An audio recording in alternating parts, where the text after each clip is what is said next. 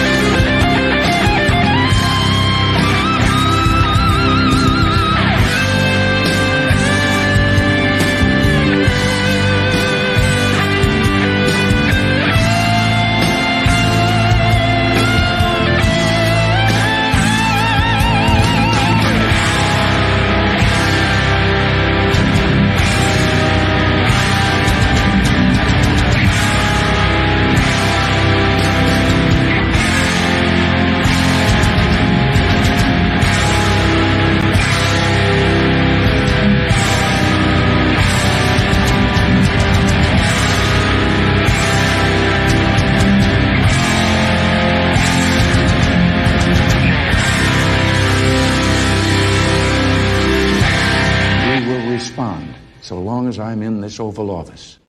What's up, Drew? How's it going, bro? Good, mate. Good. Interesting little space just before. Oh my God! So yeah, in between just trying to have dinner and all sorts of things going on. So a recap of our previous interaction. Well, we've had so many. It's like a meta. But I keep trying to hang out, and then you've been teaching kids or something to that effect because you teach because you're a teacher. You're teaching. Yep, those time zones, they really throw a spanner in the works, don't they? Yeah, the space-time continuum in general. But you were just doing a space, and I tried to jump in. Oh, you can't even see this is ridiculous. That's not even the right window. That's embarrassing. That was cool though, because it was more meta than anything I've shown before. No, here is you're missing the point, which is Drew. And so you were doing a space. Why don't you just tell me? Because like I jumped into the space, and as soon as they saw that I used to work for CNN, they threw me out. So I've been getting into the Twitter spaces quite a bit recently, and it hasn't been something that's very big in Australia in general. So it's good to find any Australians talking about anything really. And I saw one about something that happened with Twitter, and I wasn't really aware that Twitter had gone down, air quotes. But you're a special Australian, you know, you're like educated. You don't live with your parents. You're different. Keep going. I am. Yeah. Okay. I jumped on to find out what had happened, and I'd had a little bit of a run-in with one of the gentlemen on there in a space last night. It was a MAGA 2024 baby ! Type of a space. And I just came at it from kind of like a neutral zone, that 1,000-foot kind of bird's eye view about like, how are we really sure that Trump is the good guy? Like, it's going to be fucking fantastic if this guy is really coming to save us. If there are white hats really working behind the scenes, I'd be throwing a ticker tape parade. It'd be fantastic. But I tend to look at things through logic, reason, and faith. Whoops. So I just... Oh, yeah, whoops. I broke down some of my concerns. Also, how old are you again?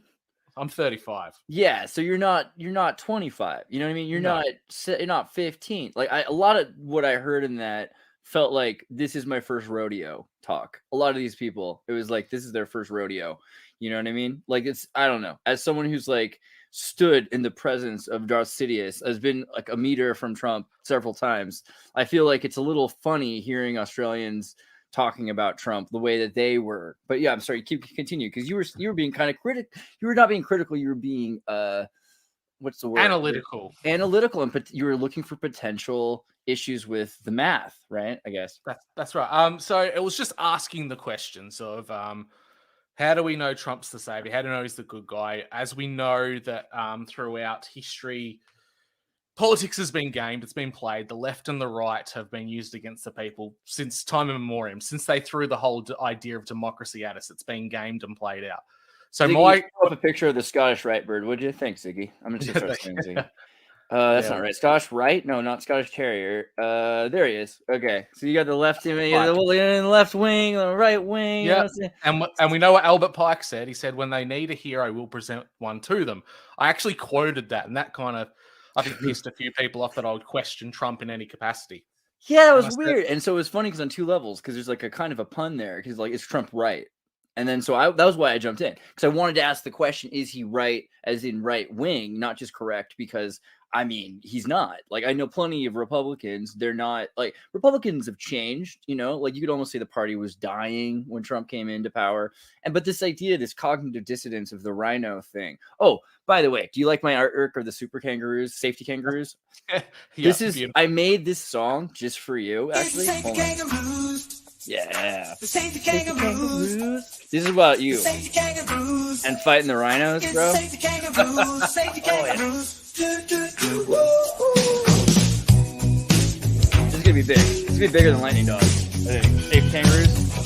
Well, quite ironic, because I was accused of being a rhino in that space. Oh, now you're a safety kangaroo, mate. Are there lyrics coming? I don't even feel like it. I'm gonna give it one more chance to go to the verse, and then I'll give it. Oh, I don't know. There's definitely lyrics to that song. Safety Kangaroos is gonna be big. I'll play it more later. But yeah, no, because like this idea of the rhino is this idea that there's a Republican in name only, and the irony of that is that was what Trump literally came into the party doing. And I'm not against this, like, because I wasn't really a left winger or right winger. That was why I was interested in Trump, the same way I was interested in Bernie. But Bernie, you know, is more of a fake leftist. He's like if you think about it, he doesn't really do the things he says he'll do, right? Like, he'll talk about things. This is what a politician does, right? But Trump, on the other hand, he really does the things he says he'll do, but they're not all right-wing things. If you look at COVID, I almost called this Trump-Leninism, because during COVID, right, like, he performed all sorts of central planning routines. He created essential workers. He had certain businesses forced to do certain things. I mean, these are all central planning, Stalin plan kind of thing. There's Trump-Leninism. And I didn't coin Trump-Leninism, right? Like, that's a term that's existed for some time. But like, I think that's interesting, right? Like, do you think that Trump is this right winger? Like, and how would you compare like Rupert Murdoch, right? Because isn't Rupert Murdoch a right winger? Like a real one, not a rhino, an actual right winger? Well, this is the thing. The Overton window keeps changing and interweaving all the time. We know that, like, the Democrats during the Civil War, they were the slave owners. So they would have been the racists of the day. They're the racists of the day that would be the bad Republicans of our modern era. And you see it through conservatives in politics. They tend not to conserve really anything. They let things kind of go away to progressivism over time. I wouldn't say politics is as black and white as people make it out in team politics of blue versus red. There's always an area of grey in things. And I think the biggest issue at the moment is you've got people who are so hungry for what true conservative right-leaning ideologies are that they become very dogmatic in everything is black and white. And if you have even one talking point that they would consider left, they throw you out of the bathwater. Like, you're the worst person on the planet. You're a lefty. And it's just this social idea of anything that's slightly different from your idea of the norm is bad, and you're a communist. But then again, if Trump is doing Trump-Leninism things, right? I think it was Steve Bannon. It was Steve Bannon who said, I think was the first person I heard say Trump-Leninism. So like, if Trump is doing central planning things, doesn't that, I mean, so what does that say about this idea of central planning and communism and everything else? Like, what does that really say about all that? Well, this is the thing. I think the majority of people that, like you said before, it was like 16 or 12-year-old talking points of this, and they don't really know what they're talking about. And I don't want to sound unkind, because everyone has their own understanding of politics and how it's moved and changed. But for people to say that Trump or even just the Republicans today are an entirely right-wing outfit, just don't have an understanding of their policies and the decisions that they make. Like so what does it mean to be? Go ahead. Sorry, go ahead. What does it mean to be right-wing? Yeah, I want to ask that eventually. That keeps changing over time. What does it mean to be right-wing? People really cling on to, I think, what it means to be right-wing as of, say, the 1920s or the 1940s.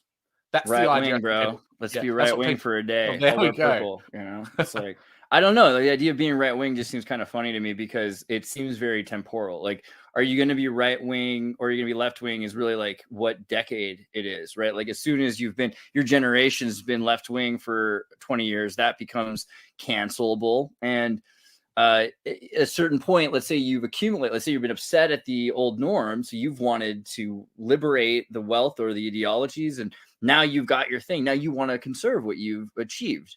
So, I mean, it's like, it's really not a question of right or left. It's a question of secular. Like, if the Christian church is on the outs, it's really great, right? Because it has to appeal to people. And as soon as it becomes the police force, it's just the same thing as any other secular thing, right? Exactly. And it comes down to, it can even just come to certain talking points or certain approaches to politics at the time. One big one is abortion rights, and that was really big last year in America. So a lot of people might take the very fundamentalist Christian approach to this, that all abortion is wrong, it's evil, can't be done. Whereas there's some people who would be considered as rhinos or people skating in the grey area saying rare but legal. Only for very, very limited. So in other words, though, right then means not libertarian, because like libertarians would say like you want to have your rights. You have your rights to do whatever for your person, even if that means, like as much as it, even if it hurts others, like even if it kills somebody, you want to continue to have your rights. Like that seems like, is that not a right wing thought? Like it's not really about maintaining your. This is the issue. You've got people that, like I said, can fix themselves on such a dogmatic view of everything is black and white that eventually they're going to get caught out in their own hysteria. Eventually something's going to pop up in their life or a situation that they may not agree with. They're going to be in the black zone. They won't be in the white checkerboard anymore. And that's when people get unstuck. We see it happen in communism. We see it happen in fascism. When you have a fixed dogmatic view in any kind of capacity, whether it's secular, political, the world isn't black and white. As much as we want it to be, it's not. It's various shades of grey. There are black that exists, there are white that exists, but there's a whole lot of grey in between. And I think the danger is that you have this massive momentum, not necessarily behind Trump, it's behind the idea of Q and QAnons, that we're in a war. And I agree that we are in a spiritual war to a degree as humanity. But as soon as you add this idea of overarching war, you can kind of morally justify anything that fits in with your scope and sequence of how you understand the world. Right. Yeah. I mean, that's the one problem, because they say, well, not the one problem, but one thing that I noticed a lot was people saying, well, it doesn't matter really what they say because they're politicians. We assume all that. So we know everything is a lie. It's like, but then beyond that, there's this veiled truth. So you can infer whatever you need to infer to constantly propel this narrative. So it's super dangerous because it can be easily co-opted. And it seems like that's the thing that happened with, as soon as like QAnon movement became about trust the plan, you're like, well, trust the plan. I mean, isn't that the opposite of what we've been talking about? Like we've been like people who trusted the plan, let this happen. Right. Exactly. And my go-to for trust the plan has always been, you're waiting for someone else to come along and save you. And for all that's needed for evil to succeed is for good men to do nothing. So if you're just sitting back assuming that someone's doing the good thing, but you're not 100% sure, you're letting bad things happen. So you're not actively having skin in the game if you're letting someone else do it for you. God, I want to see this kangaroo song.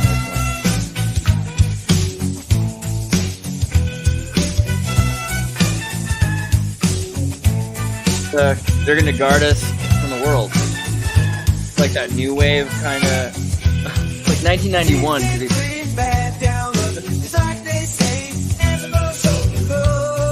it's getting pretty bad down under, as they say, as above, so below.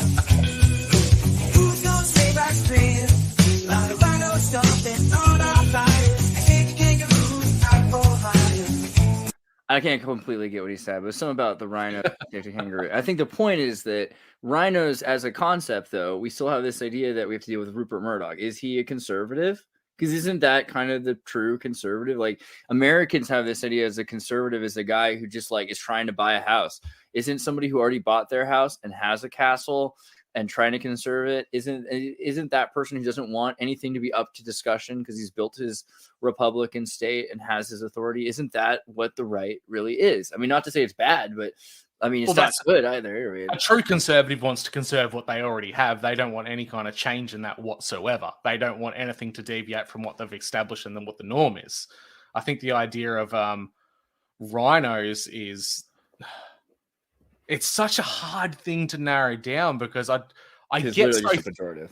It is, and I get thrown in it because I really tried to understand their thinking and coming from their point of view, but then get stuck in this logic loop of where it doesn't apply. Right. Yeah, it's like this idea that there's a difference between, because you might want to think like Liz Cheney and Dick Cheney are rhinos, but they're not. They're literally Republican. They're just neoconservatives. It's a kind of Republican. Like that totally is what it is. It's hard to pretend it's not, right? Like it's this Paris syndrome idea. Like, well, I'm not like that. And so the real party's not like that. Like that's not very useful, right? I mean, that's the same logic which the Democrats use when they say that this is a large tent. Yeah, it's this strange idea where they suddenly think that one guy comes out of nowhere and is right wing and he's here to stand up for us because he's not a politician. He's put himself in that position. So he clearly cares about us. But every single other CEO, politician, non-government entity leader in the world is a bad guy because they don't care about humanity. But this one guy that came out of nowhere is here to stand for us. What's Occam's razor? What's more plausible? That one guy out of nowhere comes to save us, or that he's the same as everyone else, at least to some capacity? Okay, so the other thing is like being in Australia. Like, what are you seeing Australia change? Is it becoming more QAnon right wing, like out of reaction to failures in local government and social and economic? Are people kind of freaking out, or do you see like it's a lot of just mainstream people still, and they're stoked on the fluoride and I'd give it now, traditionally Australia for the last 10 years or so has kind of been a 60-40 split of conservatives and progressives, so the left wing and the right. I think COVID woke up a lot of conservatives to how gamed the political system is, and they're just scratching at each other's backs, lining each other's pockets. Like after a parliamentary assembly and a debate, they go and have lunch together. So I think that woke up a few conservative people within Australia. But at the same time, it had that negative side effect where people were put through such horrible times that they looked for someone to be the savior, the messiah. And unfortunately, that meant a lot of Australians, whether rightly or wrongly through their research, they gripped onto Q and they're not willing to let go of it. Can I 100% be certain that Q is not a thing that's here to save us? No, I don't know. The information, the research that I've looked at, I don't hold a lot of faith in it. There's a lot. Well, it's like we have so much evidence of psychological operations. And so even if you've got some of this that's true, then you got a lot of people that are working, one of the main ways that they would be combating, if this is, they're saying there's a war, right? So part of the way that they would fight in a war like that, probably the majority of it, if they don't want it to be seen, is through propaganda and through online honeypotting and social media and everything like that. So creating this narrative and co-opting the narrative, regardless, I think that that's something that a lot of QAnon people didn't want to acknowledge, especially when you start seeing it spreading on Facebook. It's like, well, clearly someone wants people to see this. They found a way for it to be useful to them, right? Yeah, it's a perfect shaping operation at that as well. Like you said, co-opted movements, shaping operations, all these things are part of fifth generational warfare, which they seem to quote a lot. They seem to say that what Trump's doing, or the right or the white hats, these entities who are there to save us, they have to let the Biden government be in control, even though they're supposedly an illegitimate government. They have to be in control to make things worse, to wake people up. Now, in my mind, anyone who's lost their life, say committed suicide, gone through hard times, all because the good guys had to show you how bad things are, that's on them. That's not a good thing. I think if a savior is a true savior, they wouldn't have allowed any of that to happen in the first place. Why would you have to put someone through suffering just for them to recognize it. If you had the power and the ability just to air out all the dirty laundry, wouldn't you do that to begin with? I mean, it depends. So, I mean, I get I get the plausibility of if there's a lot of people in power and they've got their judges set up and then they know how to like, force courts to happen under those judges, then it's almost impossible because the way the legal system works is you're innocent until proven guilty. So, if you're proven innocent, then you can say that the person who accused you has slandered and libeled you, and that was part of the conspiracy of silence problems. So the other thing is this is feeding on people's already existing conspiracy of silence documentary. It's all about the Boys Town. Is this right? Is this the right one? Larry King, Franklin child prostitution ring allegations, right? And so in Omaha, a lot of these kids came out and said they've been raped by politicians, federal authorities, people who ran large companies, and then the kids, like they ended up saying that the people were innocent. The kids had lied and had been arrested on perjury charges, carefully crafted hoax, etc. And they arrested the kids who were, had been molested or allegedly had been molested, right? So now we have to be careful what we say. So Exactly.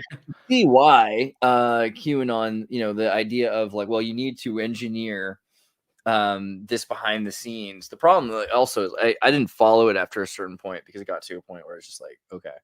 But Blue Anon, right? Like there's a whole group of people when we were at Timcast that left to become Blue Anon people very early on, right? And their idea was like that Biden was part of this Trump conspiracy and it's like a bigger world conspiracy or something like that. I don't know, again, like all of this stuff. Like I don't know how much you know even about like the QAnon conspiracy. Like what is your understanding of the plan? This is the thing. It almost takes on Trust. trust the plan. It almost takes on a larger than life religious connotation. It kind of puts Trump into this idea, or Q, this elusive Q, whoever that is, as Q as the god type of archetype, with Trump as the Messiah or the prophet. The great grandson of Jesus Christ and Sinclair, bro. Yeah, exactly, Da Vinci Code. mate. And it puts it into such a situation that it's all based on belief, not necessarily reality in a lot of cases.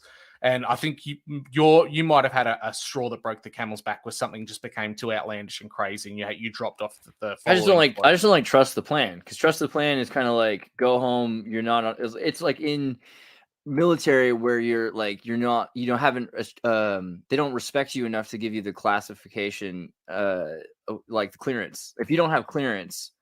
You know what I mean? Like trust the plan means you don't have clearance, and I feel like, well, then okay, I'm not. Then there's nothing I can do about that. It's not very useful. There's an Australian ex-SAS lieutenant commander. Oh, sorry, that's not his actual rank. Ex-SAS commander in Australia called Ricardo Bossi. He's very big on a lot of the Q talking points and says he's involved in it. He knows, he's got the intel.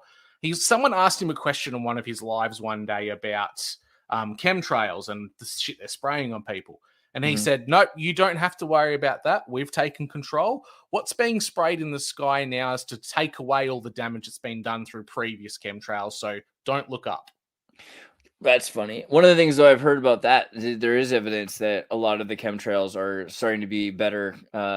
I've actually seen scientific research on contrail, that probably is, involved in trying to clean up the environment and help with rain for agriculture, right? In France, for instance, they have their own system just in order to help with the wine production, right? So I wouldn't be surprised at all if you had certain circumstances, people that are trying to use geoengineering and think that it's a good thing. What scares me is the idea that they think they know for sure. They're like, okay, well, don't worry, this is completely harmless now. Well, I still don't know what's in it. That doesn't make me know more. You know what I mean? What's in the chemical. Now that you're telling me, don't worry, now it's changed to a safer chemical. It's like saying this is new Coke. Like, oh, okay. But yeah, like you said, trust the plan. There's such a huge amount of level of trust you have to put in it. If you're someone who's been so sure through your research that chemtrails and spraying of the atmosphere has been a negative attack on, say, the environment and humanity, you have to trust that what you're seeing now is good spraying, but you don't get any details or receipts to prove that it's such. You just have to trust this guy's word. So it's that idea of trust the plan. It's how much trust can you put in any person beyond your understanding and knowledge of what you're actually looking into. Okay, but like, all right, then there's also this idea that we kind of are maybe able to know a bit more. We know at least as much as anybody working at CNN, I think, like pretty much, like as far as I could recall, they don't know much more. They know about as much as like we know a day before the newspapers report it. You go to Twitter and you can see like live, news happening. I can find out when someone's dead or something like as it happens, I guess. But in terms of this idea, like Trump versus Biden, like we're coming up on an American election. We're coming to a lot of elections. Is there an election in Australia next year too? No, ours isn't for a little while yet. Yep. Okay. So like, that's the thing. We've got America. I think it's like Peru, Korea, Mexico, a couple other countries that also have like major elections. Is Canada one? Let's see. Canada 2024. I forget if I think Canada is also. I think they're on the lead up to one as well. Yeah. 24. A bunch of countries are doing. Stop responding, Bing. Let me ask the question. Nope, it doesn't care. All right, probably. The point is, if Biden runs against Trump, right, and we don't know if he will. Do you think he will? This whole idea of Gavin Newsom running, and is it look like they're trying to take Trump off the ballots and everything like that? They're working pretty hard to keep Trump from running in America. We're seeing that. I mean, what do you see like from Australia? Like you're far away. What do you see? Well, this is the thing. I think that there's definitely a concerted effort by left-wing politics and media in general to make sure that Trump doesn't get his name on the ballot. They don't want him to run again. That's pretty clear. Even some factions in the right don't want Trump to run. They want someone else, right? So I'll agree with them on that regard. Absolutely. Trump is he's a spanner in the works for the establishment. And I'll give him that because he's not a genuine politician. He's his own guy. He's the dark horse. They don't know what he's going to do. Yeah, he's the actual Rhino, right? He is. He's like an independent. He has his own kind of more libertarian values. Like he's got values that are not that aligned with Goldwater necessarily either. He's done some central planning. Like he's his own. He's only in the Republican Party instead of the Democratic Party because there was an opening.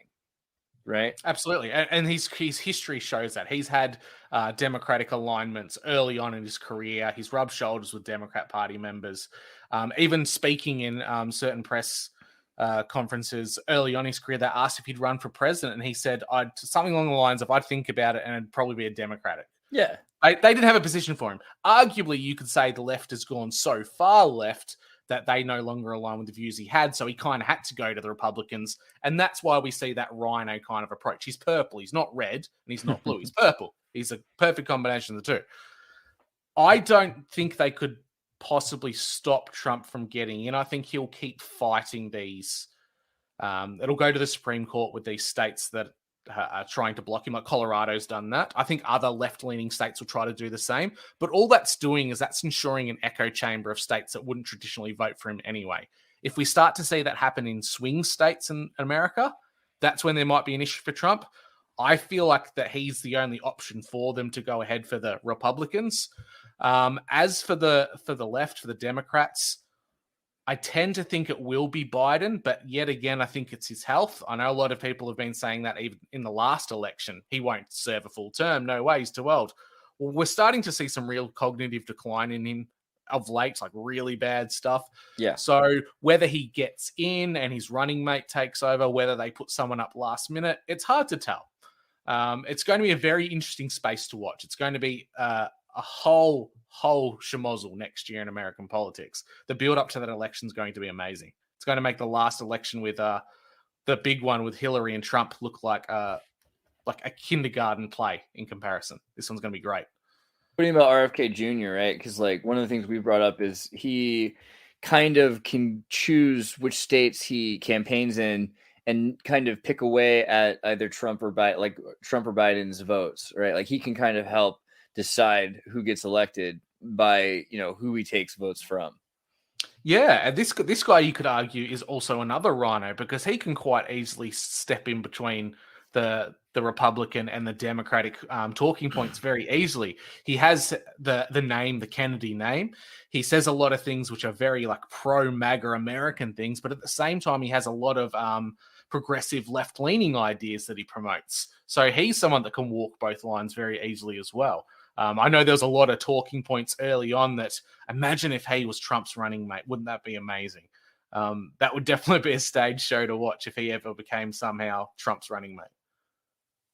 His wife is on Curb Your Enthusiasm, and they're doing the one last season, and it's coming out in like February or something. It's gonna be like before the election. They're gonna start the last season of Curb Your Enthusiasm. So I feel like, considering the writer's strike and how few shows got made, it's going to be interesting. Like, this show is going to have kind of an impact on the intelligentsia in terms of voting, and it's going to be made by the wife of RFK Jr. So it's like, you're not supposed to be able to like interfere in the election, right? But these are the ways that we can with media, right? You make something about something else that's totally related.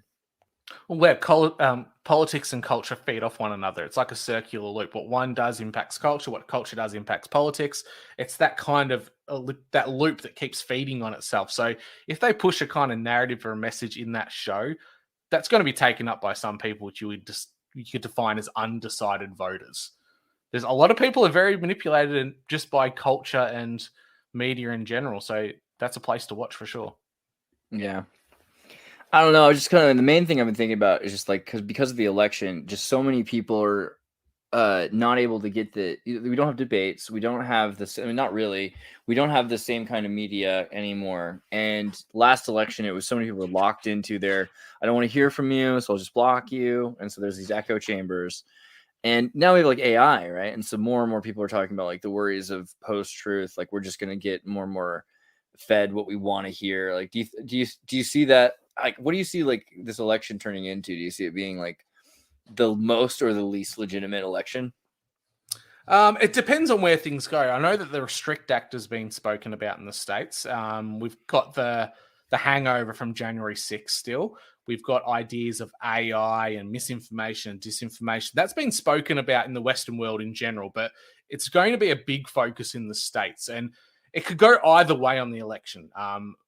Democrats, aka Biden, could get in, and there could be some kind of a flip out from nutbag conservatives, air quotes by them, that do something really bad that could usher in control of speech, control of what you put on social media, control of firearms.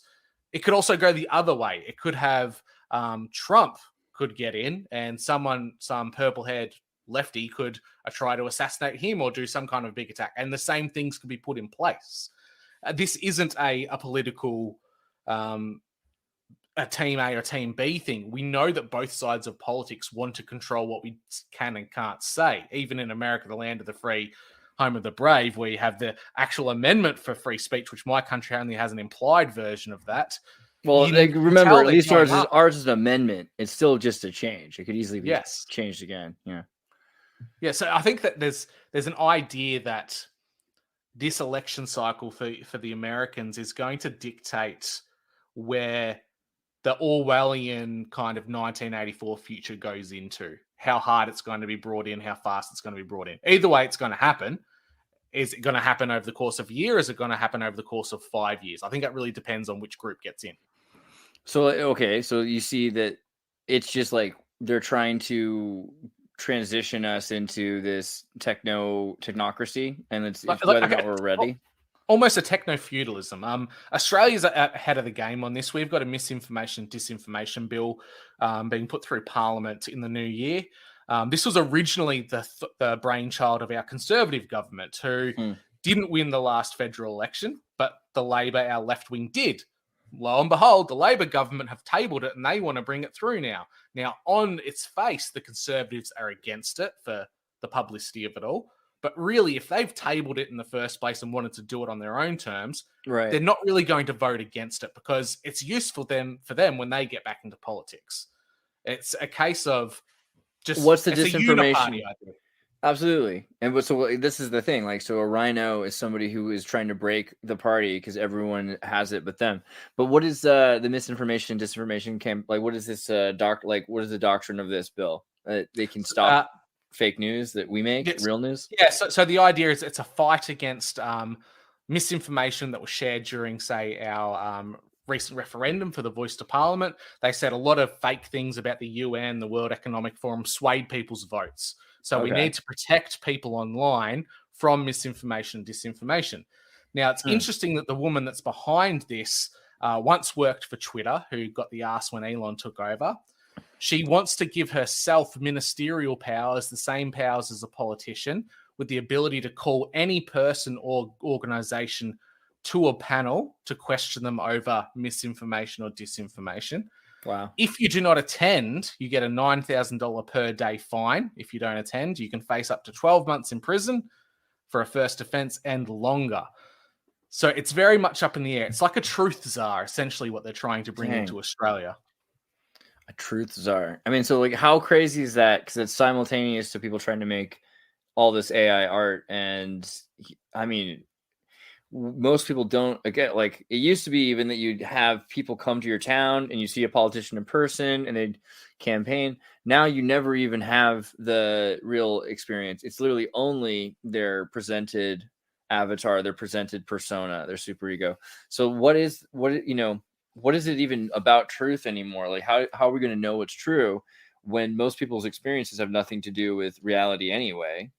That's exactly right. That's the question you have to ask. If it's up to any one singular person in this case to dictate what truth is, you're in a very dangerous position. If you go into the future of AI and AI generated images, what's to say that if you're talking out against the government, they just form an AI generated image of you, or a speech that you're making saying some outlandish and disgusting things, and they use that as evidence and say it's the truth because they're the determining person who can say what is true and untrue.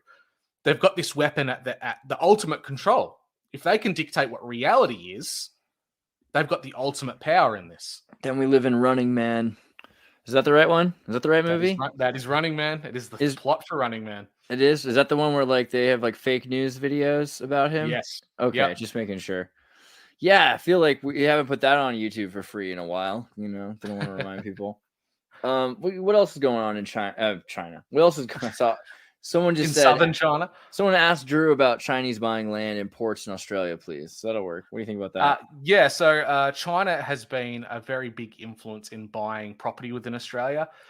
Previously, in the last 10 years, we had the Belt and Road Initiative come to Australia, where they approached my ex-state premier, Daniel Andrews, to buy our ports and invest money in building infrastructure. That was luckily knocked on the head by the Conservative government at the time. Building a road to China from Australia seems a little silly. You know? So that was knocked on the head. We've since had a left-leaning government get in control who are moseying on up to China and trying to get their favor again. So we are seeing the situation where lots of farmland, potential airports, ports are all being either leased or bought out by China, which just seems at a big detriment to Australia. Like, they are our biggest trading partner. Don't get me wrong; we're reliant on them for the economy, but it's a bit. Australians always sit in the back of the bus. I'm really sorry about that.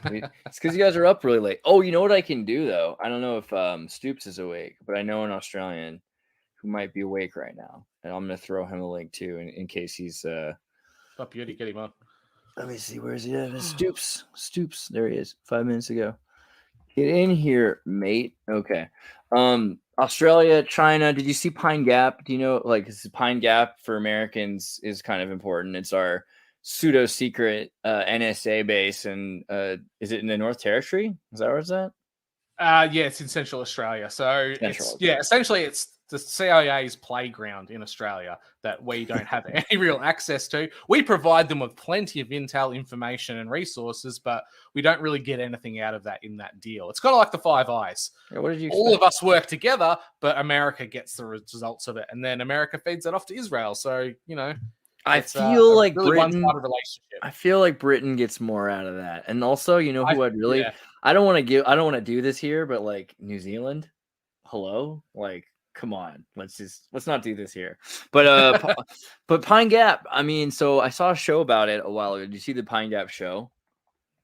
Was it the Yes, It's I like a have. Yeah, dramatization. I yeah, think it has the girl from dramatization. *Halt and Yes, Catch Fire*, or maybe it yeah. doesn't, but it was watchable. Here's the deal: you got like Oh God, it's on Netflix now. That was like on Australian television, just on free to air for a while. That's you had amazing. like NSA agents who were either gay or Yeah, pedophiles of or like course. all kinds of weird stuff going on, and then like then there's China, and I think the show's really aimed for Australia to be like, look, China's right here, like why are we doing all this with America? They don't treat you very well, and like China's supposed to treat you so much better. Do you Yeah, vibe yeah. with that? Like, what do you think about this idea that they're trying to move China in and give Pine Gap to China, right? Because it's in Australia, you can do what you want. I think China's just kind of taken the place of what the USSR used to be. The Russians were the big boogeyman. And for Australia, it's traditionally always been Indonesia or China as our Huh. big threat, right? Post Indonesia. World War II as well, right? Just because of population alone, they outnumber True. us significantly. Yeah, and the Dutch. I mean, like, there's more to Indonesia than people realize. Like, they could have Yeah. been somebody.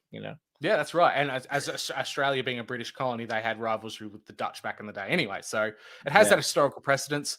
I Yeah. think they really tried to put the idea of China being our biggest threat. I definitely know that from times within the RAF that they were still very much seen as our greatest threat within our region. And we really need to rely on America for everything, right? So much so we're just a vassal state of the United States at this point. We're a I mean, staging. it sucks to be Australia. You guys are a vassal state of everybody. It's like Oh, that's right.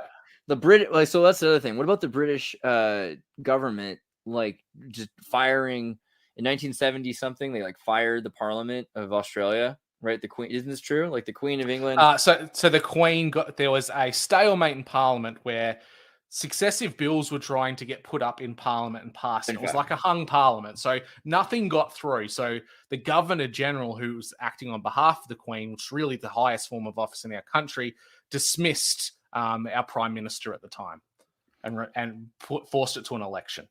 So, I mean, am I being too reductionist here to say that your government is an employee of the Queen, essentially, and if it doesn't do its job, it can be replaced with another employee? Absolutely can. Even on a state level, we have governor generals for each state that can remove premiers if the Crown doesn't vibe with what they're saying. Interesting. So, like, how does that play out? Like, I mean, do you feel? By the way, Australia has been a test site for the CIA. Well, yeah, always has been. Okay, yeah. Well, that's also true. But I mean, I think the CIA that's even more because like it's the NSA in a sense that ran Pine Gap. But then also when you look into it, probably MI5. MI5 is pretty important, and I think Americans don't really understand how important the British elite intelligentsia or intelligence agency is to our government. But I don't know. So Australia 1975 constitutional crisis, replaced government. How often do you think how often does this happen? Like how often are the people of Australia reminded that they're just that their government's an employee of another royal family from a different country? How often? We really aren't. We're kind of fed this lie that we have this democracy and we've got the two-party system, so we have a choice in it. But at the same time, we're always reminded of this situation when we were in opposition. So I'm a conservative. I'm a traditionalist. I hear a lot of talking points of, you know what, the Governor General should just come in and get rid of that lefty Prime Minister. She's got the power to do it. He's got the power to do it. Why don't they make it happen? Like, well, because probably the Crown likes what they're doing. Maybe that's the reason. It'd have to be something pretty big these days for that to occur again, I believe. Yeah. They want to hide it. They don't want people to really think about it. Is Canada like this? Like, I don't know if you know, but is Canada moved further away from being a British? Being a Commonwealth country, I would dare say that they do have a Governor General. It's a bit funny because there's that influence of the French there with Quebec that kind of throws out a few spanners in the work there. But I dare say they'd be like New Zealand. They'd be like Looks Canada. like there is. Yeah, we Governor go. General Canada. The King or Queen is so the same head. Executive powers. King Charles is the governor head of Canada. Yep, and he'd have an appointed Governor General as well. There you go. All right. So yeah. So basically, you've got all these countries that are kind of like faking it. One other person said Epstein list. What are your thoughts on that? They're publishing the Epstein list. This actually could actually really. They're publishing 170 names. Sorry. Yeah, exactly. Bit late. Really should have been out on day one, but anyway. I think it's going to be an interesting one to watch. You could probably see two naughty things list. happen. Either Trump will be omitted from it, even though we know he's been on those flights, he's admitted as such, or he will be listed on this, and that's going to be used as ammunition to try and invalidate his run for presidency for 2020. They already tried to do that with RFK, right? Like, so Yeah. RFK, Lolita Express, and he said, yeah, thank you for bringing it up because I've been saying it for years. This guy's creepy. My wife and kids were on that flight. It freaked me out. And it was before the island or the temple or any of that stuff existed. But, you know, still glad you guys are finally talking about somebody on that list. Please publish some more names. And isn't that kind of what Trump did as well? Because Trump, you know, he didn't get himself in like the libel situation with Epstein, but like the story is he like hid in the kitchen, right? Like he went to the kitchen, he was freaked out, and he hung out with the working staff, and then he had his own jet fly in and pick him up, right? And to his defense, apparently he was very open with the investigators on this. He spoke to them at length when other people just dismissed him. So, you know, more power to him for that. But I don't think names are enough. We know that this was a sex trafficking operation. I don't want just names. I want names and what they were purchasing and the ages of the people that were being purchased. This should be on the public record. Dude.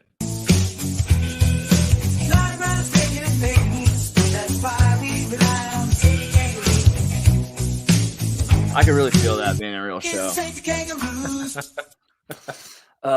Okay. Well, okay. Jeffrey Epstein, though, he did have a lot of people who worked for him. And when he kind of was what I would say his arrest was his retirement in 2008. So a long time ago in general, like we're talking by the time people heard about this, it was far over anyway. And so we're saying stuff that happened in 2000. So 20 years ago, right? Like this is the beginning of like the 20 year. So how do we look at something that happened 20 years ago? I mean, because the world obviously kept going, and like, are we supposed to account for it? And also just like how many of these people that didn't want to come out for it, like all these women that were sex slaves, but now they have new identities, new homes, they're pilots. Well, it's crazy because it's 170 names. We know there's more. But Right. supposedly the leak on this is that there's only one ex-American president on that list. There's got to be more than that. Surely there's got to be more. Oh, Billy Boy was probably a repeat offender on that plane. Billy Connolly or no? Which one? Which Billy Boy? Who's Billy Boy? Bill Clinton. Oh, that one. Yeah. Sorry. Billy Connolly recently, like I saw him in the red shoes, and there's been a lot about Billy Connolly in my mind. I mean, not Billy.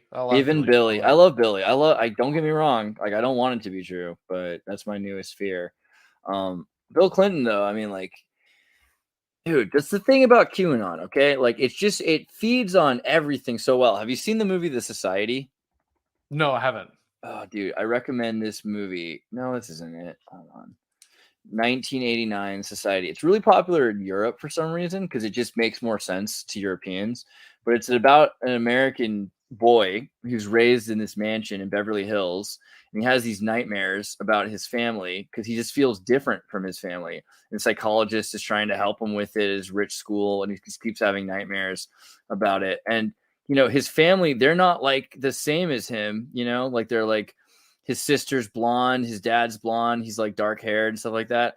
And eventually, like, he stumbles onto like the greatest conspiracy ever, which is like he was adopted. His family have been raising him so that they could have this freaky ritual with him. So they fake his death because the society runs everything. And then it's just this full-on fan service of like the weirdest thing possible because it's just people crawling in. Spoiler alert! It's just people crawling in and out of each other, literally like through their ears and out their noses and mouth. It's just like the craziest thing you could ever see, you know. And it's exactly what people want because they spent their whole life wondering, like, what are these rich people doing in this society, behind these closed doors in these mansions, these parties? It must be crazy, you know. It must be sex, drugs, rock and roll, murder, cannibal. Like it just gets crazier and crazier until it's combined together. And Bill Clinton, you know, like Hillary Clinton and Bill Clinton, like the frazzle drip idea it's so compelling because you've got this idea of the id, ego, and superego, and this idea that they're presenting this thing which is clearly so false that there has to be some truth, and that truth must be so dark that they don't want it revealed, you know. And he spent so much time, you know, him going to Haiti, right? Like it just feeds into that idea of Santeria and black magic and everything. It's a perfect the early stages of it seem like such perfect conspiracy, right? And it's so perfect because they draw on real truths and real realities of things that are going on in the world. It Right. overinflates them in certain circumstances and makes them bigger than they are, and makes them more fantastical, which in the end delegitimizes the effects that these real horrible things are happening. We know children are being trafficked around the world. We know these horrible things are happening to kids. But when they go into this overinflated, bigger, larger than life kind of story, it takes away from the legitimate, dangerous things that are going on in the world and things that can be done to stop it.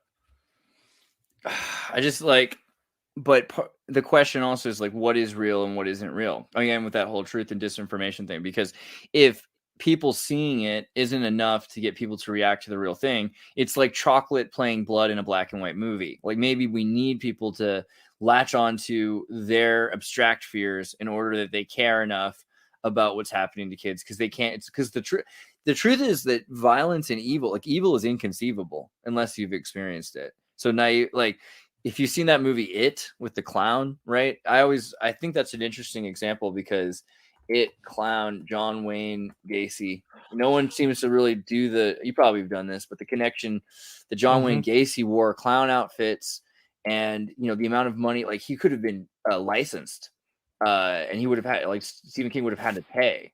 So of course, making it not John Wayne Gacy legally is very smart, but also psychologically, kids didn't know what was happening. Like people didn't hear, like that 50s quieter, gentler times idea is terrifying. Like and this is all that a kid sees. They don't get to actually understand what's happening to them, that there's like all the pedophiles and all this evil in the world, like the real John Wayne Gacy. Like it's enough, like this idea of the scary clown. And I think maybe that's what QAnon does for people, is it kind of helps them, because they can't really conceive of that kind of evil.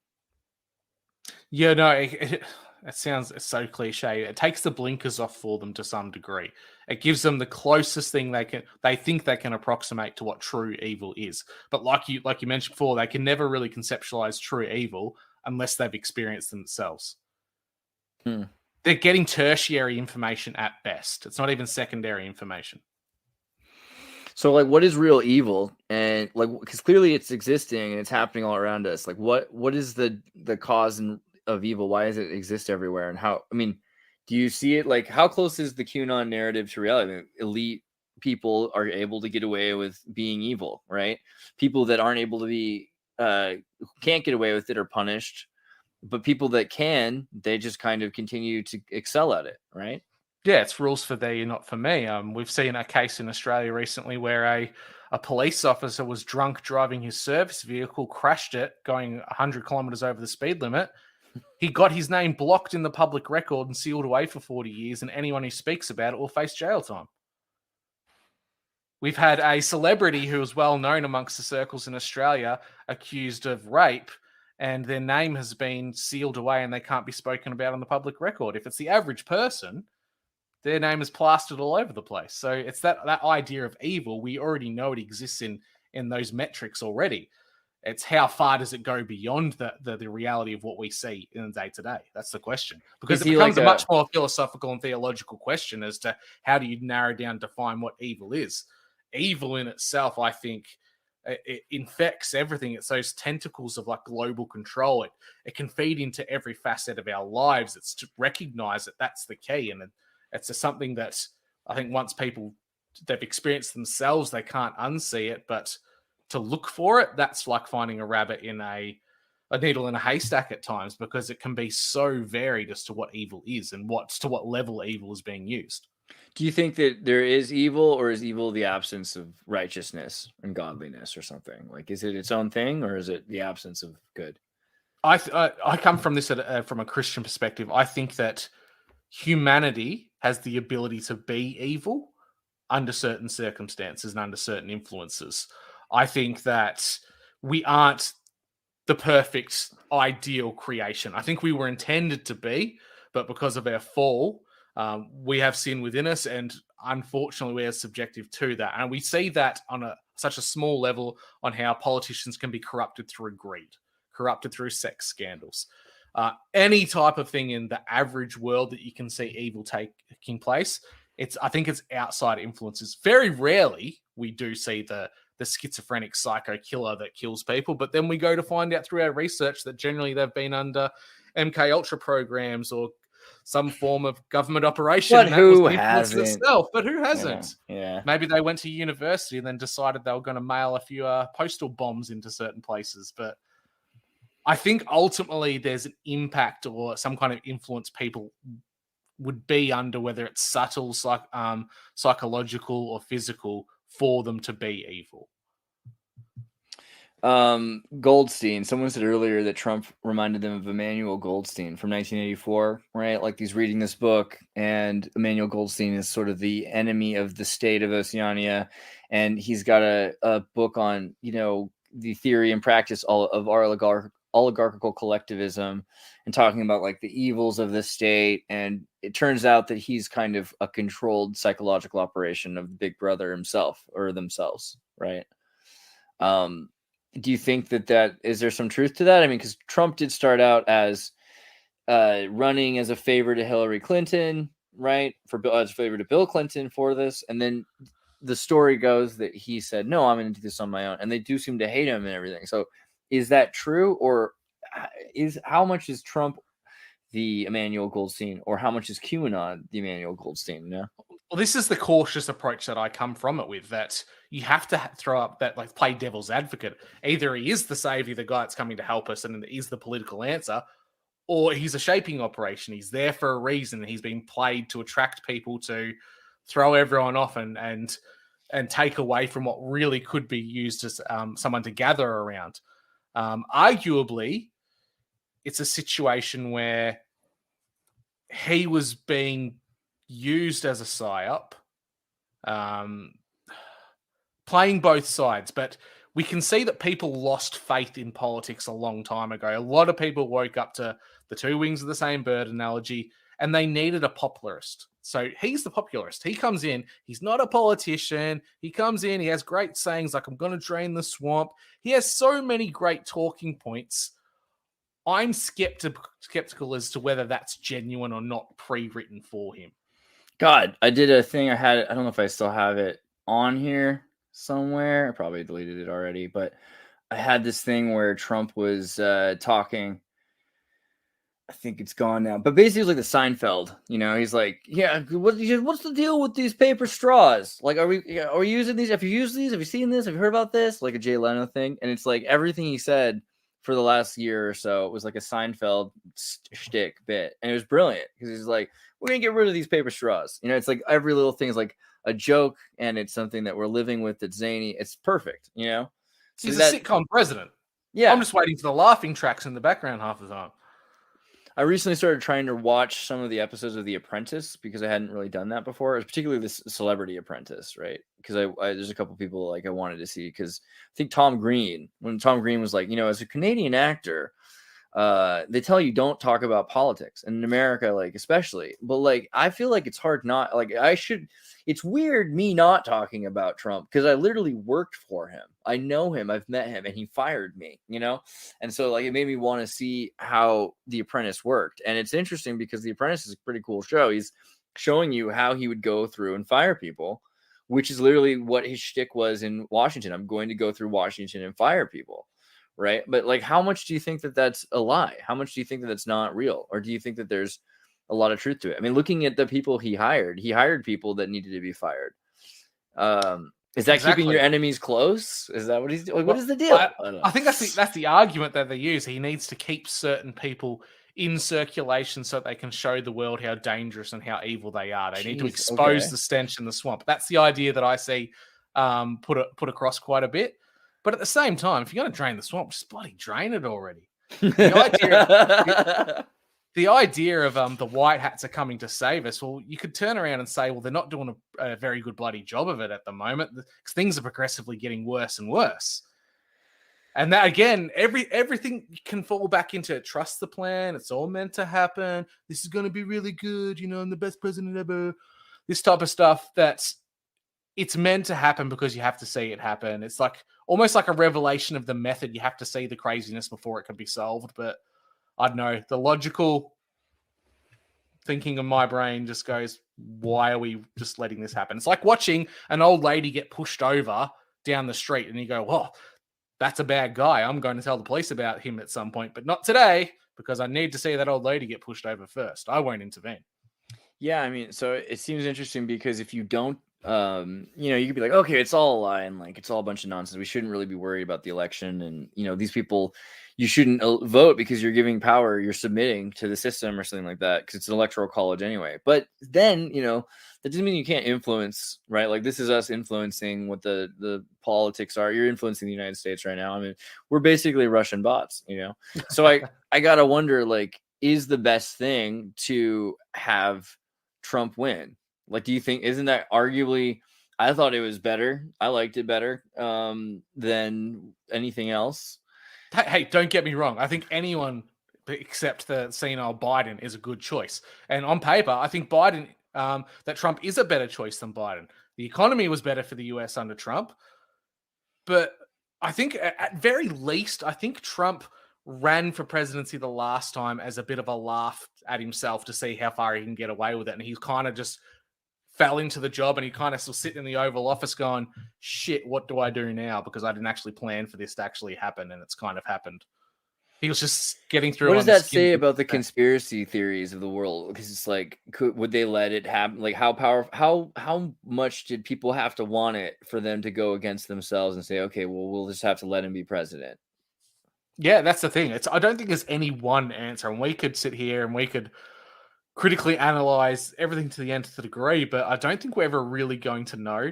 Are you a conspiracy theorist, though? Do you think it's like, does democracy choose the president? Like, did that happen? Do you think that's what went down?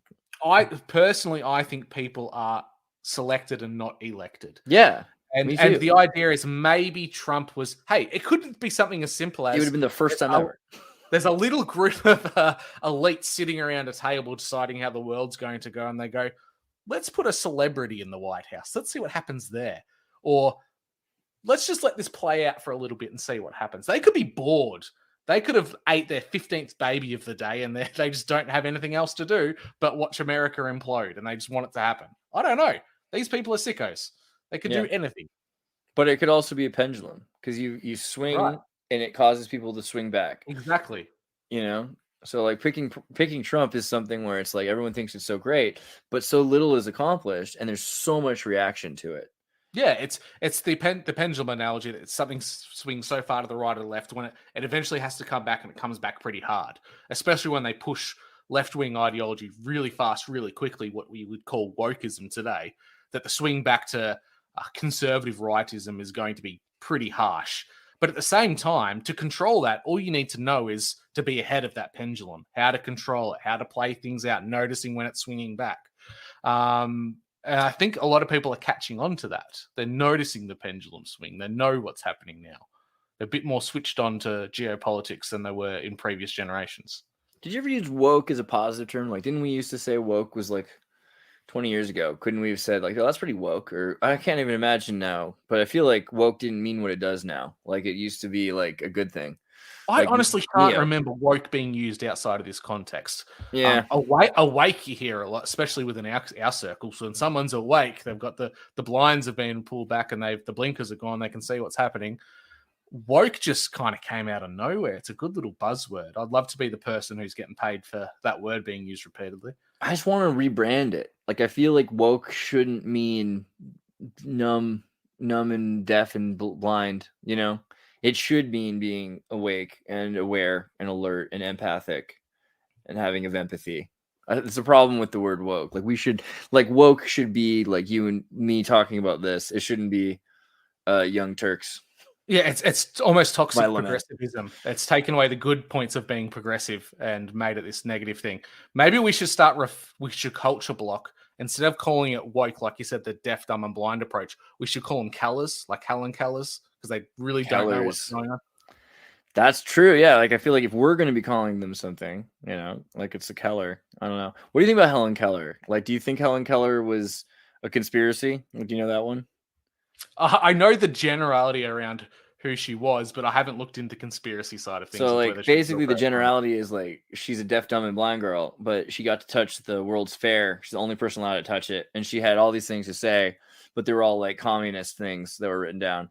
And it's like, was this poor girl just like a vegetable that was kidnapped and like used, exploited, so that these leftists who said that they could teach her to communicate could write all this stuff and say that, you know, Helen Keller and Coco the Ape and all these, you know, like Sophia the Robot, like they all are saying the thing. Like, isn't it interesting that they're saying the things I think that they should be saying? Like, it could be very easily that Helen Keller didn't actually come up. Yeah, she could be a scam written by communists in the 19th century. Definitely exploitation going on there for sure. Coco the gorilla, that's another one for definitely. Dude, Coco the gorilla told us all about God. You know, we learned about gorillaism. Yep. And did you know that Coco the gorilla rose on the next day and descended into heaven? Dude, I'm more of a Blaintologist, but I do like Coco the gorilla. I don't know. I mean, like, it seems like that's another thing is that AI is getting to this point, like technocracy and stuff. It's going to be talking more with animals and with nature and everything. So it's like the answer to me has been for a long time, we just need to give people what they want more. I don't know if that's exactly the way to put it, but AI and technology would be better at coming up with solutions to give as many people satisfaction and as little suffering as possible. And like most of the arguments we have are just about redistribution of wealth, right? And people saying they want to latch onto something. So I find it funny because the Republicans or the right wingers or whatever, like, especially in that stream, that shared space, like, what would they say? Like, yeah, like if all of a sudden Rupert Murdoch sat down next to them and started agreeing with them. He's like, yeah, I agree. I want to keep my property.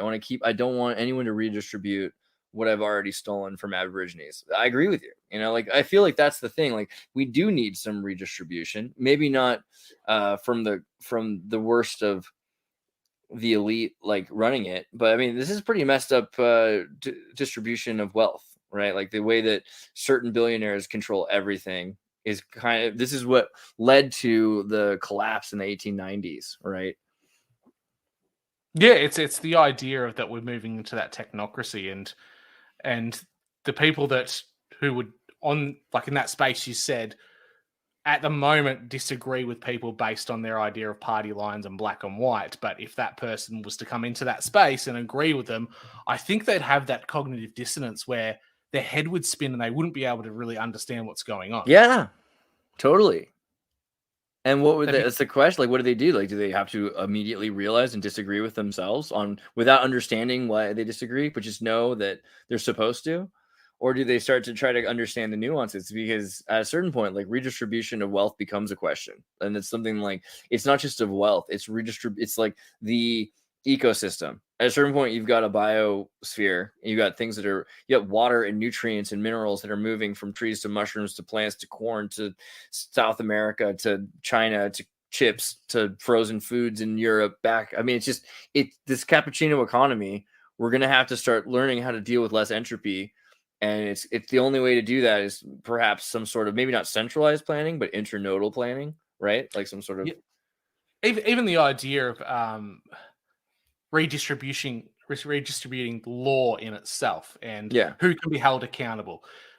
Faceless entities really can't be held accountable to the same level the average person can. An average person can go to prison for life for insider trading. When a company does it, they get a small fine and a slap on the wrist, and that's about it. Is that equal? Not really. How would you redistribute that ability to whose accountability and rights? That's a bigger question in itself.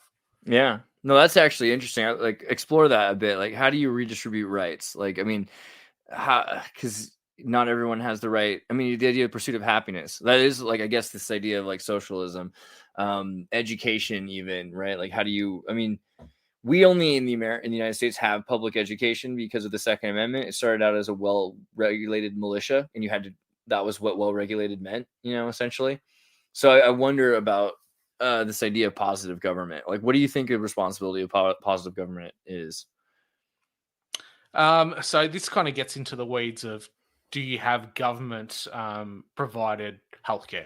Do you have government provided energy and water? Are those things that should be the responsibility of government, or should it be up to private organizations to do that?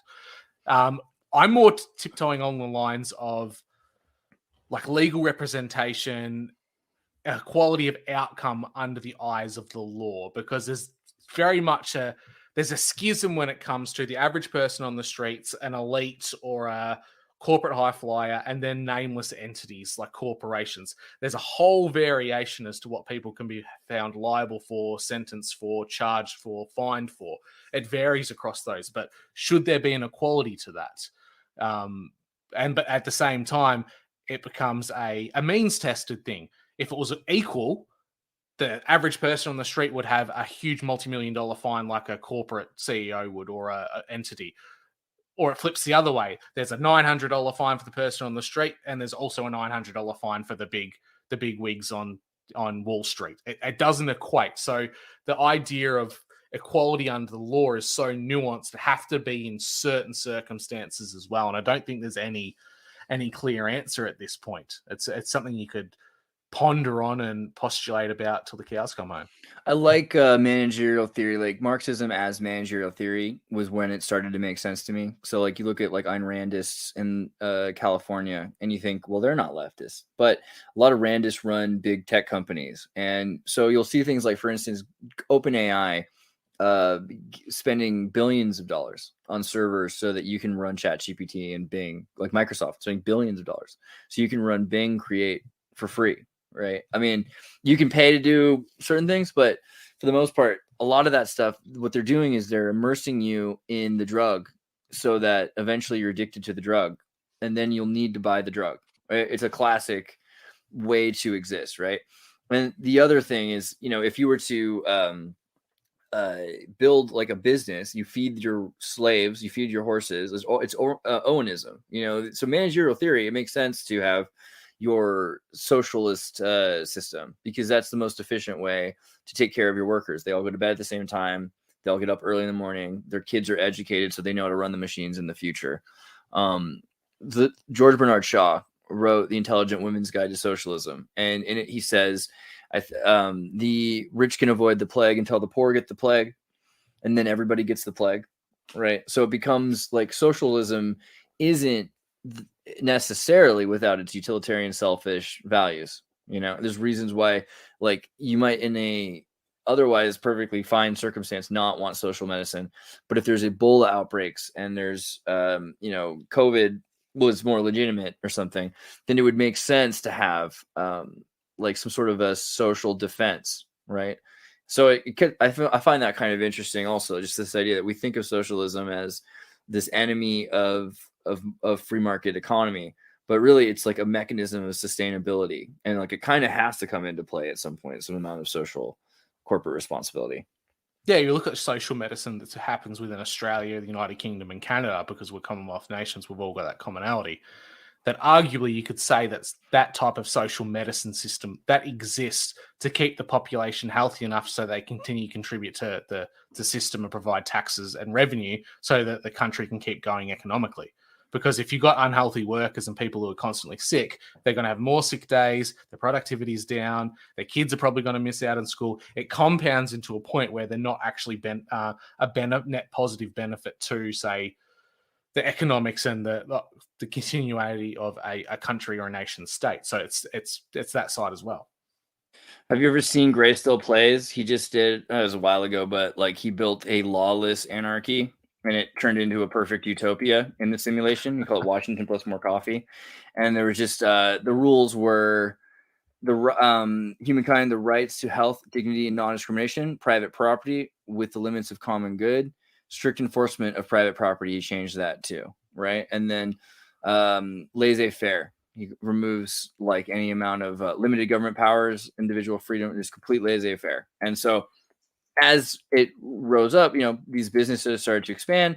They started to hire people. There's no support. Like it just like they started to move. Bigger businesses started to make more money. And then eventually I think and no carbon regulations against carbon emissions. Boom. All of a sudden the city just grew like twice the size. Then a business opens up that builds cities. And then you get to like a point where there's like rockets that are launching, you know?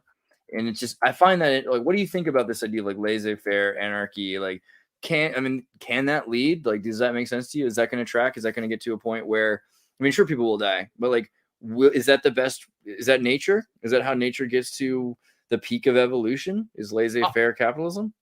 Well, I think that's the idea. We kind of pulled ourselves out of from the mud and sharpening sticks and stones to the point we are now because we're constantly progressing intellectually, technologically. When you put things in place that hinder or slow that down, you almost end up in a situation where you have brain drain, where things like carbon credit schemes and emission schemes, that's potentially holding back innovations in technology, even the way that people govern in society. So there's a balancing act between, and I'm not a greenie by any means, how do you continually progress without fucking up the planet through genuine pollution and say things like deforestation in areas that shouldn't occur? It's a balancing act between progressing for the betterment of mankind and progressing for the sake of, say, corporate greed. And I understand that corporate greed in itself, or big profit margins rather, that provides opportunity for jobs in which families can then better themselves through education. And then you can get that increase in, say, brain power, so the opposite of brain drain. But it's still a balancing act. I think anytime you put too many barriers in the way of intellectual, scientific, theological, philosophical progression, it's a net negative, but it's definitely a balancing act as to how many barriers can you allow without limiting it too much. I mean, and sometimes, okay, so like, I know that we got to get going soon, so I'll just try to be quick, but thinking that like the Soviet Union ecological disasters are really interesting because so many in the environmental disasters are areas where they just can't go back for 100 years. And so those are like perfect. Like you've got nuclear lakes, which are filled with sulfur. Extremophiles are flourishing because there's nothing to eat them. And in 100 years, it'll be like a biological utopia that humans will probably ruin again, unless we learn this time. But like, what do you think about that, right? Like, isn't it awesome when we destroy the potential for humans to live in an area that's accelerationism at its finest? Because then that area can fix itself. It seems like any place that, that humans have destroyed, you just give it 100 years or less and it becomes beautiful again, except for the Sahara. It's almost like the flea treatment for the world. Like you look at Chernobyl. After Chernobyl, like people go, "Oh, it's a wasteland and you can't go there." Beautiful. Well, you look at it, it is a peak pinnacle of. There's the skeletal ruins of what humanity had done to that place, but you see nature taking back, and you see nature in abundance reclaiming that area. So, in the reality of, is it good to see these things happen for a non-human perspective? Absolutely. It's like humans get the no-go zone for a little while, and nature gets to recorrect itself, because humans, even though we are from nature, because of our intellect, because of our drive, our ambition, whatever you want to put it down to, we don't necessarily adapt to the planet. We adapt the planet to suit ourselves, where I think that's where humanity kind of lost its way. We really haven't seen a broad progression of evolution for humanity that the arms race of evolution in animals has done, or development of animals. That's really interesting, right? I mean, think about transhumanism then, because this idea then that we're about to hit a point where we have the opportunity to evolve rapidly to interact with nature. Like, do you think that I mean, a lot of people are against that on the right, but probably on the left too. Like, what do you think about transhumanism and this idea then that we could could change humans more to match nature? Is that a good thing? I think it's kind of like the Gattaca approach. I think you quickly turn into, it's a world of eugenics, and you have the genetically superior Ubermensch, and then you've got the god children, the people are just the original stock. But then you've got the idea of it's almost like the purchasing power and the way in which we buy products. Someone wants to swim underwater, genetically engineer some gills for them, be like Kevin Costner from Waterworld. Somebody wants to be 6 foot tall, they genetically alter themselves to be 6 foot tall. There's a lot of, I would say, almost Star Trek idolization of how good it can be. You could get rid of disease within a generation. You get rid of abnormalities. You can improve the human condition to be stronger, more robust, more adaptable to harsher conditions. But at the same time, you've got the negative impact of that, of where you could have a whole new idea of what class system is based on genetic purity and, say, genetic superiority based on what you decide to do to yourself. Yeah, I mean, like, the fear is that, like, people would do it for civilization. Like, they would do it for work. And like to live in a city better, be better at city life. But I mean, how plausible is it that we wouldn't because of course, like, eugenics leads to an aesthetic. We're like, this is perfect because we like it, but that's not necessarily correct or perfect. And it might be that in nature, like diversity of phenomena, do you think there's a just potential for humans wanting to integrate more with nature because of technology, or are we headed towards further deviation from nature because of technology? I think it's probably a deviation away from nature more than anything else. And it's funny that you mentioned these no-go zones that humans have absolutely trashed, whether it's chemically or radiologically.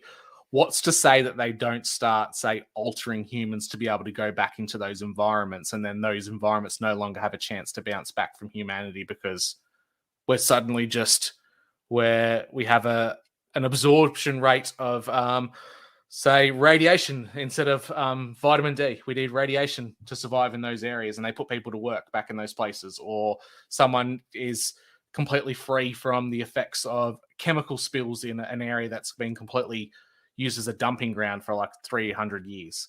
I think the idea of altering the worker to the locations is probably more of a thing. We kind of see that at the moment in with the cobalt mines in Africa, that we're sending little kids down mines, right? Well, what happens when the kids grow up? They kind of age out. They can't fit them down the little holes. Well, maybe you just genetically alter a smaller person man. to go That's down. all I need. Yeah. Exactly. I see it coming. I mean, a lot of those, that's a big thing with Tartaria, and we should do another episode talking about like the foundlings and the orphan trains and some of that technology. Like, because a lot of that stuff's made for like really small people to run, right? Which is like, okay, and then you can see how kids are involved with this. But yeah, no, I like what you're doing. Let me also pull up like a link, like you're missing the point. Besides your Twitter, what would be a good thing that you'd like to share with people? And also, yeah, there's more that you wanted to say before I started like showing where I could get your stuff, but Yeah. So yeah, You're Missing the Point podcast on all the usual podcatchers. Also a part of Conspiracy Theatre 3000. So we break down cinema films. We've recently just done A Christmas Story as a watch along. Pretty funny one. We sat down, had a few drinks while we watched that and tried to pull it apart. I have a monthly Christian Conspiracy Coalition roundtable where I gather other podcasters who are of the faith, jump on and talk about faith and elements of conspiracy and see how those intertwine. A lot of breakdowns of films recently, but yeah, just enjoying the world and the stage that we're presented with at the moment and trying to get something out of it. Yeah, these are great things, and I urge my listeners to listen to these because they're really cool. Not just, I mean, both. Like the Christian Conspiracy Coalition, and by the way, I would love to join at some point an episode of that because I think it's a really great series that you're doing, and like it's cool. But also your conspiracy theater, because the conspiracy theater stuff, there's a lot of movies, we should talk about Frog Dreaming at one point. I don't know what you Australians called Frog Dreaming. The Quest. Never seen this one? The kid from E.T.? Oh, no. In Australia? Let me have a look. Frog Dreaming. It's called Frog Dreaming. It's like if you're into Keck and QAnon and all that from an Australian perspective, then you need to watch Frog Dreaming. Like I'm not kidding. It's really important. The Quest. Yeah. What year did that come out? 86, I think. All right. Nice. Frog Dreaming, 1986. Yeah. Everything cool came out in 1986. Short Circuit. We should talk about that. How have I not seen this? Dude, I don't know. I mean, shame on you, but that's okay. Like, it's mainly because you're from a different timeline, and that's all right. And we're gonna watch it together, and it's gonna be fine. It's gonna blow your freaking mind because it's about the Aboriginal myth about the frog dreaming and the bunyips. I'm not even gonna tell you anymore. Don't you dare read anything else. We're just gonna watch. I am in bunyip country. I'm in the southern part of the country. This is where they live, bro. I can't. I'm so like I want so bad to talk about it more, but I'm not gonna. Okay. We'll just do that later, dude. It has been good. We'll do another episode soon, and thanks for having the time to come through from down under. Anytime, mate. Thanks for having me. Peace.